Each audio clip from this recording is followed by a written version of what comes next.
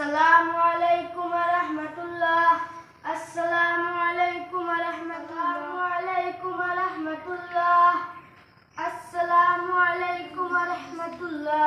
মাসলা হয়ে থাকলো গিয়া আমি যদি ইমাম সাহেবের লগে আইয়া 2-1 রাকাত পাই না, যারা তুমি 1 রাকাত পাইছো না, ইমাম সাহেবের লগে যদি আমি আইয়া 2-1 রাকাত পাই না, ইমাম সাহেবে আসসালামু আলাইকুম ওয়া রাহমাতুল্লাহ ফার্স্ট সালাম ফিরানির সময় আমি উবাইতাম না।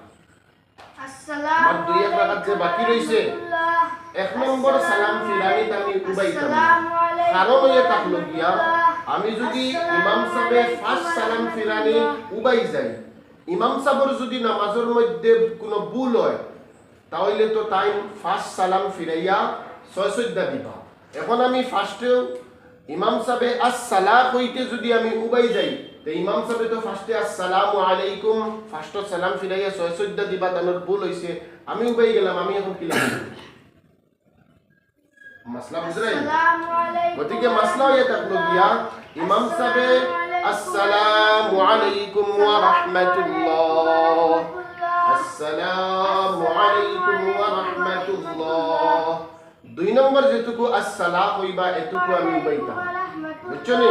তার মানে কনফার্ম হয়ে গেলাম যে ইমাম সাহেবে 6 সজ্জা দিতা না। দ্বিতীয় সালাম যেটুকু কইবা আসসালামু আলাইকুম এটুকু আমি উবাইতাম। তার মানে আমি কনফার্ম হয়ে গেলাম ইমাম সাহেবে 6 সজ্জা দিতা না, নামাজের মধ্যে কোনো ভুল ত্রুটি হইছে না। গতিকে ফার্স্টর সালাম ফিরাইবা যেটুকু এটুকু আমি উবাইতাম না, আমি উবাইতাম না। দ্বিতীয় সালাম যেটুকু ফিরাইবা এটুকু আমি উবাইয়া আমার বাকি 2-1 রাকাত নামাজ পুরা করতাম। মাসলা বুঝছো? ক্লিয়ার?